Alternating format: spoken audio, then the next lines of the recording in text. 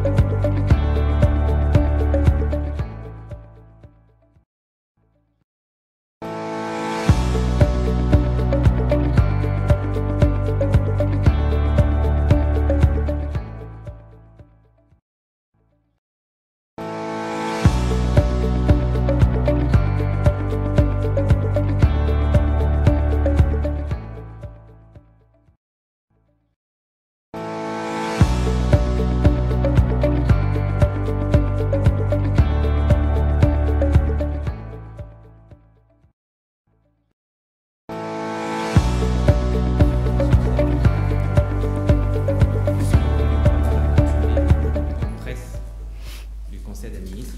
Donc nous allons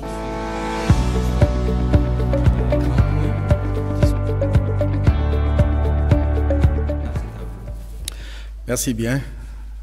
Le président de la République, chef de l'État, chef du gouvernement, a présidé la séance hebdomadaire du Conseil des ministres qui a eu lieu ce mercredi 9 novembre 2016. Au nombre des questions examinées, j'ai relevé à votre attention 6 points. Le premier, organisation de la 3e édition du Forum Afrique Carbone à Cotonou en juin 2017. Le secrétariat climat de la Convention cadre des Nations Unies sur les changements climatiques, agissant pour le compte du cadre de partenariat de Nairobi pour l'Afrique, a saisi le gouvernement de notre pays pour solliciter l'organisation à Cotonou en juin 2017 du Forum africain de carbone. Le Forum Afrique Carbone est une réunion continentale qui a pour finalité de contribuer à l'amélioration du niveau de participation des pays africains à la réduction des émissions de gaz à effet de serre au niveau mondial.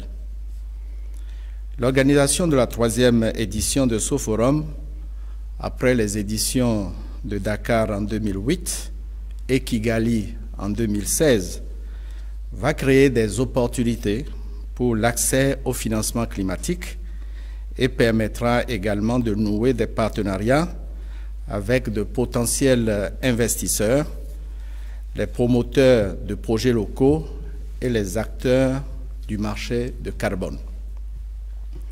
La Convention des parties, qu'on appelle maintenant COP 22, qui se tiendra prochainement au Maroc, va offrir l'occasion au Bénin de faire l'annonce du choix porté sur le Bénin et l'acceptation de ce choix par le gouvernement pour abriter les travaux du Forum africain du carbone, édition 2017. Cela se déroulera à Cotonou du 28 au 30 juin 2017. Deuxième dossier, mise en place au Bénin de l'autorité centrale pour l'adoption internationale. La Convention de La Haye sur la protection des enfants et la coopération en matière d'adoption internationale est entrée en vigueur en mai 1993. Et cette convention a été votée par notre Assemblée nationale en février 2014. Le président de la République a promulgué l'autorisation de ratification de la convention en mars 2014.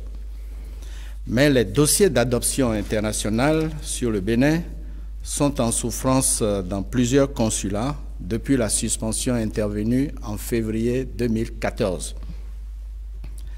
L'article 6 de la Convention de La Haye prescrit que chaque État contractant désigne une autorité centrale chargée de satisfaire aux obligations qui lui sont imposées par la Convention. Cette disposition exige du Bénin la mise en place d'une autorité centrale dont la mission est d'organiser et de contrôler l'ensemble du processus adoptif, tant pour l'adoption internationale que pour l'adoption interne. C'est pour satisfaire à cette exigence de la Convention et permettre d'organiser les adoptions dans des conditions satisfaisantes que le Conseil a pris 2 décrets. Le décret portant attribution, organisation et fonctionnement de l'autorité centrale en matière d'adoption internationale en République du Bénin et le 2e décret, le décret portant nomination des membres de l'autorité centrale en matière d'adoption internationale. 3e sujet, rapport national du Bénin pour Habitat 3.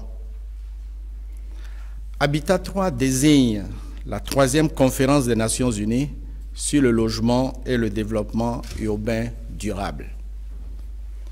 L'objectif principal de cette conférence, qui a eu lieu en octobre 2016 à Quito, en Équateur, était d'examiner et de tracer les voies nouvelles face aux défis de l'urbanisation et aux opportunités offertes pour la réalisation des objectifs du développement durable. La participation de notre pays impliquait aussi la rédaction d'un rapport national mettant en évidence notre intérêt au maintien de la dynamique pour le nouvel agenda urbain mondial. Le rapport en question est un document dont les directives d'élaboration sont définies par ONU Habitat, c'est-à-dire par le programme des Nations Unies pour les établissements humains.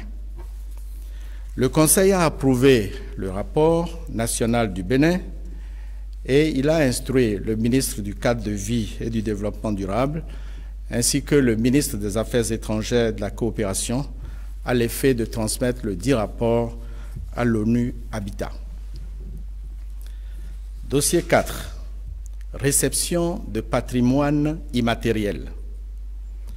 Le professeur Gilbert Rouget se propose de mettre gracieusement à la disposition de notre pays les documents qui représentent la somme de bons résultats scientifiques qu'il a obtenus durant plusieurs années de recherche sur certains peuples du Bénin, notamment Yoruba et Goum. Le professeur Rouget est l'un des meilleurs chercheurs ethnomusicologues français. Il a ainsi constitué depuis 1952 une banque de données scientifiques et donc un patrimoine qu'il accepte de léguer à notre pays. Par ailleurs, Madame Caroline Gauthier a œuvré pour la mise en place d'un master en patrimoine culturel au Bénin, à l'ENEAM, et pour l'obtention par le Bénin de l'appui de France UNESCO pour la finalisation de la route de l'esclave en vue de son inscription sur la liste du patrimoine mondial de l'UNESCO. Quant à Madame Giovanna Antoini et Monsieur Tito Giovanni Spini, ils sont 2 anthropologues italiens qui se sont investis dans les années 80 dans des recherches et la documentation sur le site des palais royaux d'Abomey. Leurs travaux ont abouti à la rédaction de la justification de la valeur universelle exceptionnelle de ces biens inscrits depuis décembre 1985 sur la liste du patrimoine mondial de l'UNESCO. Le Conseil des ministres, prenant acte de ces différents apports, a salué l'action désintéressée de ces 4 personnalités. Le Conseil a autorisé la réception par le ministre du Tourisme et de la Culture et le ministre des Affaires étrangères et de la Coopération des documents scientifiques et leur transfert au Bénin. Le Conseil a en outre autorisé la réception dans l'ordre national du Bénin du professeur Gilbert Rouget, de Madame Caroline Gaultier, de Madame Giovanna Antoini et de Monsieur Tito Giovanni Spillini. La cérémonie de décoration aura lieu à l'ambassade du Bénin en France. 5e point. Construction d'infrastructures routières. Il s'agit des axes suivants: Kétou, Idigny, Igbodja, Savé, à peu près 86 km. Deuxième axe, Omu, Iladji, Mossou Kagbe, Ayeto-Nian, 26 km et demi. Savé, Okeoyo, frontière Nigeria, 26 km. Le Bénin a sollicité le soutien financier du Brésil pour la construction de ces 3 axes routiers d'une longueur totale de 118 km afin de poursuivre les actions d'extension et de modernisation des infrastructures dans notre pays. En décembre 2012, le gouvernement a signé un mémorandum d'entente avec le groupe Consorcio Constructor de Estrades, suivi de la signature en novembre 2014 d'un protocole d'accord dans lequel il est indiqué que le projet sera financé sur le prêt autorisé par la Banco do Brasil pour un montant de 188 millions de dollars US, soit approximativement 113 milliards de francs CFA. La contrepartie béninoise au financement de ces infrastructures sera de 10 millions de dollars des États-Unis, mais compte non tenu du coût des dédommagements des présumés propriétaires qui se trouveraient dans l'emprise de ces axes, et compte non tenu également du coût du déplacement des réseaux. Le Conseil a autorisé la signature à la fois de cet accord de prêt d'un montant de 188 millions de dollars des États-Unis et du contrat de marché avec le consortium pour l'aménagement et le bitumage des 3 axes routiers dont je viens de parler.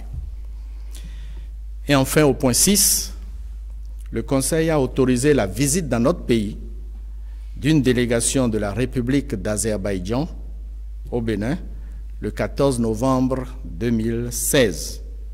Cette délégation sera conduite par le vice-président de la République d'Azerbaïdjan. Je vous remercie. Merci, Monsieur le ministre d'État. Je voudrais à présent